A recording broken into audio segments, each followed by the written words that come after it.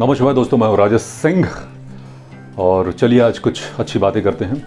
एक मेरे दोस्त का फ़ोन आया था कि मैं जॉइंट फैमिली में रहता हूं और काफ़ी परेशान हूं।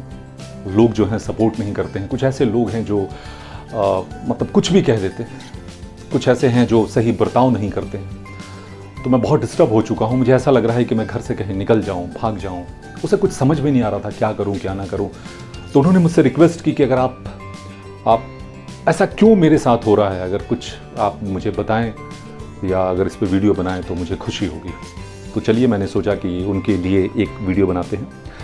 मैं सिर्फ इतना कहना चाहूँगा कि हिंदू शास्त्र के हिसाब से हम 84 लाख योनि माना जाता है, जो हमारे पूर्वज कहते हैं या जो वेदों में लिखा हुआ है।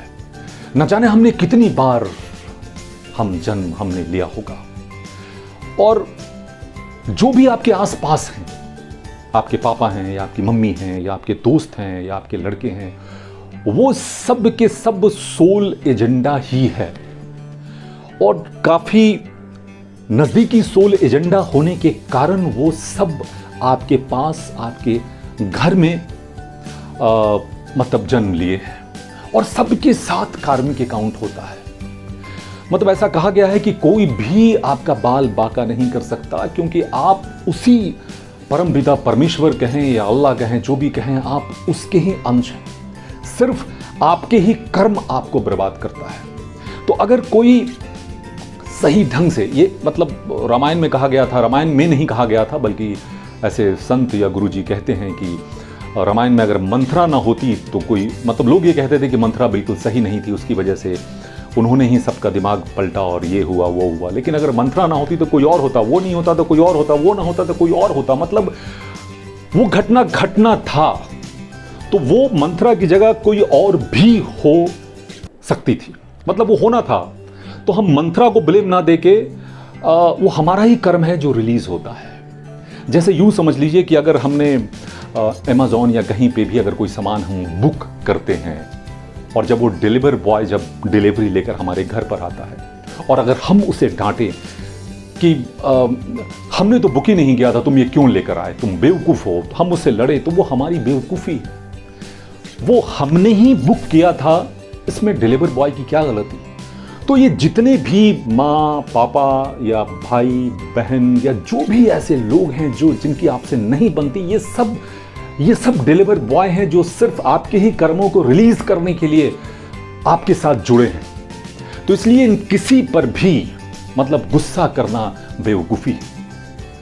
आप कभी सोचते नहीं कि एक घर में 4 लड़कियां होती हैं, एक ही स्कूल में जाती हैं, एक ही माँ बाप के संतान होते हैं, सबकी शादियां अच्छे घरों में किया जाता है। लेकिन इसके बावजूद भी आपने देखा है कि सबका परिवार एक जैसा होता नहीं होता। कोई अमीर के घर में चला जाता है, अमीर के घर में जाता है तो गरीब हो जाता है, गरीब के घर में जाता है तो अमीर हो जाता है। ऐसा क्यों? क्योंकि सबका प्रीवियस कार्मिक अकाउंट है। उस कार्मिक अकाउंट की वजह से ये फ्लैक्चुएशन होता है। एक ही पिताजी के 2 लड़के हैं, एक ही साथ पढ़े हैं, सब कुछ एक साथ, कपड़ा भी वही पहनते थे, दोनों बड़े हुए, दोनों को पैसे भी इकट्ठा ही मिला, 10 लाख 20 लाख 50 लाख 1 करोड़। लेकिन एक जो है वो काफ़ी ऊपर चला जाता है, एक काफ़ी नीचे चला जाता है। हमारी बिल्डिंग में एक शख्स है, मैं नाम नहीं बताना चाहूँगा, वो अरबपति है और उसका छोटा भाई बिल्कुल गरीब। तो वो कार्मिक अकाउंट जो आप अपने साथ लेकर आए होते हैं, उसकी वजह से ये फ्लैक्चुएशन होता है। तो परिवार में अगर कोई सपोर्ट नहीं कर रहा है अगर आपको, तो आप बिल्कुल दुखी ना हो। ये सिर्फ कर्म रिलीज हो रहा है। जो जैसे हो उसे आप स्वीकारें, उन्हें आप दुआ दें और बस आप काम करते रहें। एक दिन ऐसा आएगा कि बिल्कुल ठीक हो जाएगा। क्योंकि अगर आप भी वही करेंगे जो वो कर रहा है, फिर आप कार्मिक अकाउंट के लेयर में फंसते जाएंगे तो इसका कोई सोल्यूशन ही नहीं निकलेगा।